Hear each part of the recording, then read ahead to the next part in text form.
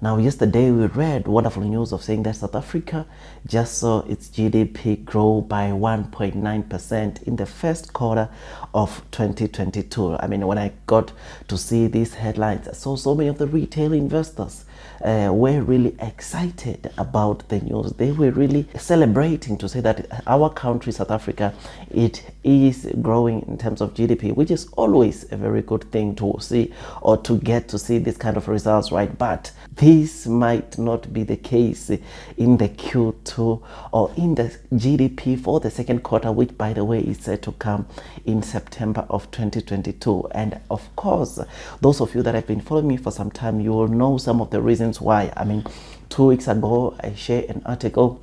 from Nedbank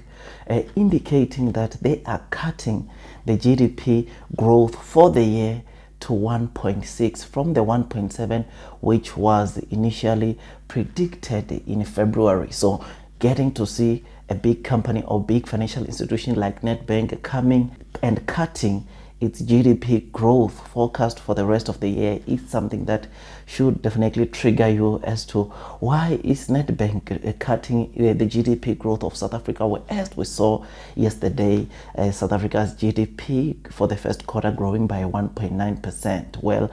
on today's video, guys, we'll be looking at the things that might make you to want to think again before over celebrate the GDP growth we saw yesterday, but rather think of the worst that is coming. I mean, regardless of the growth of the GDP going back to the pre-COVID levels, it is something that is amazing, of course, but again, looking at the current economic conditions, I personally don't think that we are going to see such growth in the Q2 or in the GDP data, which will be announced in September. I don't think so, because number one, of load shedding, number two, because of high inflation, number three, interest rate hikes, and number four, of course, the KZN flood. These four things are going to be the main thing that will drag the GDP for the second quarter or for the Q2 of 2022 down. These are some of the things that, which is why big financial institutions like Nedbank and other analysts have been coming out and cutting or reducing the GDP growth for South Africa for the rest of the year. It is because of these four main factors. And those of you that, like I said, have been following me for some time, you already know that we have discussed this on this channel already. But otherwise, before we go or proceed with this hot topic, you already know that this video is just an entertainment video. You should not take it as a professional financial advice video. Now, I really appreciate if you can just hit that like button if you are enjoying the content that I'm giving you about the latest developments around the GDP in South Africa. Now, of course, also, if you are new, consider hitting that subscribe button and click that notification bell so that at least you get notified by YouTube, because on this channel we talk everything about the stock market, both locally and internationally. And those of you that have been with us for some time can easily attest to that. So as I've said, those four things which I mentioned, which can be the one that will make the GDP to seriously decline, or the Q2 GDP to seriously decline, like say for instance the KZN floods, which we all know the situation there as to what happened and the amount of money that will be needed to go and repair the disaster that we saw happening in the KZN. It is one of the main things that is going to obviously affect our GDP growth, because factories were affected, companies were affected. There are so many big companies, so many big businesses that were affected because of those floods, which, guess what, it just definitely means that the profits or the goods and services that they provide are also impacted, which, by the way, they are the ones that are affected in the GDP, and of which getting to know that they were affected by the KZN floods is going to seriously also reduce the kind of GDP results we see for the Q2 of 2022, because you remember that, of course, the KZN flood happened around April, which, of course, it was just the beginning of the second quarter of the year. So the KZN floods, like I said, it's one of the things that is going to seriously impact those kind of things. Number two, as I've said, it is the rising inflation. Now, you remember that the cost of living in South Africa is continuing to grow. I mean, you already know that, or as seen on the screen, you notice that the inflation in South Africa, it is currently sitting at 5.9%, and of course this is an annual inflation, which is something that must just show you that the cost of living in South Africa remains to be high, which this, ladies and gents, result in the consumers or those that are considering to go buy products probably and services to rethink of doing such, because these things are becoming more and more expensive. I mean, in the property industry, if you check the Q1 GDP results, property was one of the things that boosted the GDP growth in the Q1 of 2022 in South Africa. And now the very same properties, I mean, we, as interest rate hikes are coming, and of course as the prices of properties are higher, we are going to see less people or less consumers going in and considering to buy properties, which, guess what, that again is going to hurt the GDP of South Africa in the second quarter of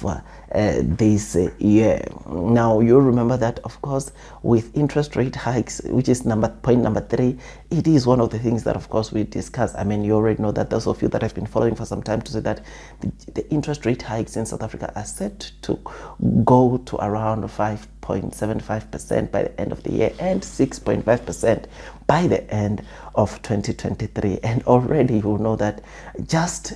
around March we saw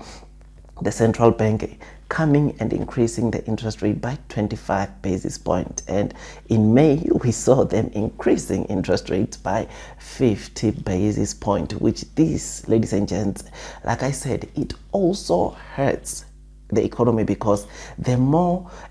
interest consumers will have to pay now, is the more they get hesitant to go out there and get money or loan money to go buy their houses, their cars, because it is just expensive. I mean, I was having a chat with some guy who indicated that he does not know what he's going to do, because he bought or purchased a house back in 2020, and now he thinks in the next year he might not be able to continue affording that house. He might have to sell that house and maybe consider going back to renting a cheaper accommodation, which is one of the things that we might get to see, which again, this is going to hurt or impact the GDP, or the Q2 GDP, which is said to come in September of 2022. Now, the last thing, which is load shedding. You remember that load shedding, it is one of the things that so many of the South African, including businesses, don't really like. I mean, one of the serious waves of load shedding, if you are to remember correctly, we started seeing a serious wave in load shedding from April coming forward, and this, ladies and gents, is one of the things that made Nedbank to also cut its GDP forecast for the year to 1.6%. So this load shedding is serious concerns, because not only does it affect you and me as consumers, but it also affects the businesses in SA or South African businesses. I mean, especially with the small businesses. I mean, I know someone who's offering mobile car wash services. I know someone who's offering mobile carpet cleaning services, which of course, when you call them, they come and use your electricity to wash your car. They use your electricity to clean your carpets, which, by the way, having to say those kind of load shedding again had some serious impact, of course, in the businesses. And of course, those kind of business, even big businesses, this also impacts or have a negative impact into the big businesses, because there are certain things that they can't do if there's load shedding, which is another big factor that, of course, it is going to impact or seriously impact our GDP in the Q2 of 2022. So all these points or all these factors that I just gave you, they are going to be the one to make the GDP of South Africa not to grow in the same way like what we saw in the Q1 of 2022. 22, which is one of the things that I think as an investor you should bear that in mind, because even in the stock market, talking about the main topic that we talk about on this channel, the stock market, I've already told you that companies are going to be seriously impacted or hurt, especially with the high inflation, because some of the services which they offer or the products that they offer, or looking at the automakers, looking at the property industry, they are going to be seriously hurt, because as inflation rises and interest rates also rises, we are going to see less consumers going out there and maybe considering buying a car, maybe considering buying a house, which is one of the things that, ladies and gents, it is going to continue hurting our economy, and it is going to be one of the major things that will make the Q2 GDP or Q2 South Africa GDP to slump. Otherwise, with all that, guys, I just thought I should just give you this quick video looking at the latest GDP data, which of course we saw a lot of retail investors or a lot of people in South Africa celebrating. So I just thought I should just give you a heads up saying that we might not get to see the same results in the Q2 of 2022. And like I said, I'm not a professional financial advisor. These are just my opinions.